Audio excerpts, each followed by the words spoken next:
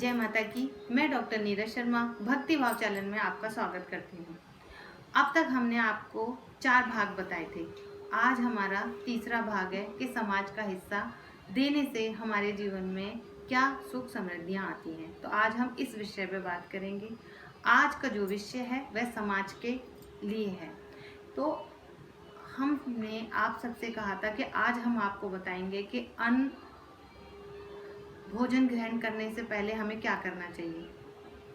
तो आप सभी अपनी डायरी और पेन निकाल लें ताकि फिर मैसेज ना आए कि आपने ये क्या बताया था और ये मैं अच्छी तरह से लिख नहीं पाया। तो आप कृपा करके ये डायरी और पेन निकाल लें। उसके बाद फिर मैं आपको बताऊंगी कि समाज का हिस्सा देने से हमारे जीवन में क्या परिवर्तन आता है।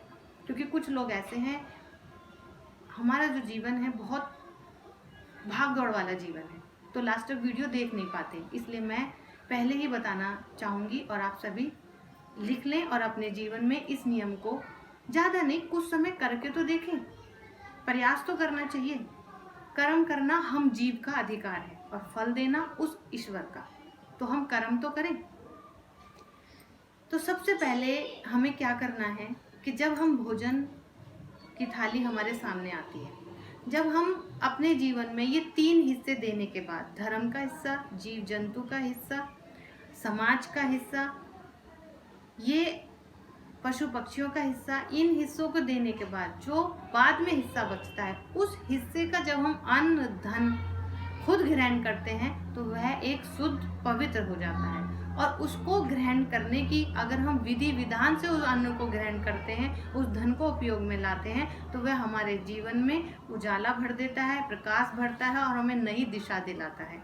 हमारा जो मस्तिष्क है वो तीव्र गति में काम करने लग जाता है। जिस तरीके से हम वस्त्रों को अच्छी तरह से धो देते हैं तो उसमें क्या आती है, चमक आती है, और हम उसे वैसे ही निकाल के रख देते हैं तो उसमें से हमें आर पार का दिखता नहीं है।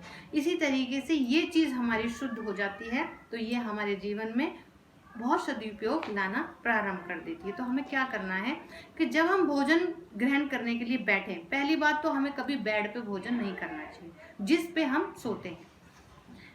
दूसरी बात कि जब हमारे सामने भोजन आता है तो हमें भूमि में आसन बिछा के उसके ऊपर बैठकर फिर अपने सामने भोजन रखकर, भोजन में जो भी है, दाल है, सब्जी है, मठा है, रायता, जो भी कुछ है, हम 5 ग्रास निकालेंगे। हमारे पंच देवता होते हैं तो हम थोड़ा थोड़ा सा सब में से लेंगे और उसे अपने माथे पे लगाएंगे और भगवान से कहेंगे, भगवान ये आपने दिया है, आपको समर्पित है।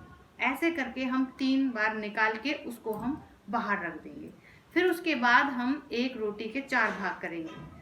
उसमें भाग करने से पहले में हम बोलेंगे ओम अपानाय स्वाहा, दूसरे में ओम अपानाय स्वाहा, तीसरे में ओम समानाय स्वाहा, चौथे में ओम उदानाय स्वाहा और 5वें में ओम व्यानाय स्वाहा। यह बोल के हम उनके 5 भागों के जो टुकड़े हैं उन्हें करके सब में करके हम भगवान का, ईश्वर का नाम लेकर उसे शुद्ध ग्रहण करेंगे। और स्वयं ग्रहण करने के बाद फिर देखना जो हमारे अंदर जठार अग्नि होती है, उस अग्नि को हम इन मंत्रों के द्वारा शांत करके, और जब वो भोजन खुद ग्रहण करेंगे तो वो भोजन हमारे अंदर ना तो गैस बनाएगा, ना अपच पैदा करेगा, ना हमारे अंदर कोई अन्य बीमारी होगी। हम इन सब से बचने लगेंगे। जैसे हम इन मंत्रों के द्वारा हवन में आहुति देते हैं तो हमारे जो यज्ञ देवता होते हैं वो प्रसन्न होते हैं। ऐसे हमारे शरीर में भी एक यज्ञ होता है, एक हमारे शरीर में जठार अग्नि होती है जो हर वक्त जलती है, और उसको हम इन मंत्रों द्वारा पहले जब हम शांत कर देंगे तो हमारे जो वात पित्त, जो हमारे अंदर वायु, ये 3 गुणों से जो हमारा शरीर बना हुआ है वह सब शांत हो जाते हैं और हमारे शरीर की सभी इंद्रियां अच्छे से काम करना प्रारंभ करती है। दूसरा क्या है, शनिवार वाले दिन हम 7 नाज लेंगे। 7 नाज लेकर और उन्हें इस मंत्र के द्वारा खुले जमीन पर डाल देंगे। सिर्फ शनिवार। अगर हम इस मंत्र को रोज पूजा के समय बोलते हैं तो इससे हमारे जीवन में जो 9 ग्रह हैं वह हमसे प्रसन्न होना, शांत होना प्रारंभ कर देते हैं। तो आप सभी लिखेंगे, ब्रह्मा मुरारी त्रिप्रांतिकारी भानु शशि भूमि सुतो बुधस्य गुरुस्य शुक्र शनि राहु केतवा सर्व ग्रह शांति मम करा भवन्तु। हमारे सभी ग्रह को शांत करो। इस मंत्र को अब हम आपको बताते हैं समाज का भाग। समाज का भाग देने से हमारे जीवन में आती हैं सुख और समृद्धि की बहारें। समाज का भाग हम किस तरीके से दे सकते हैं?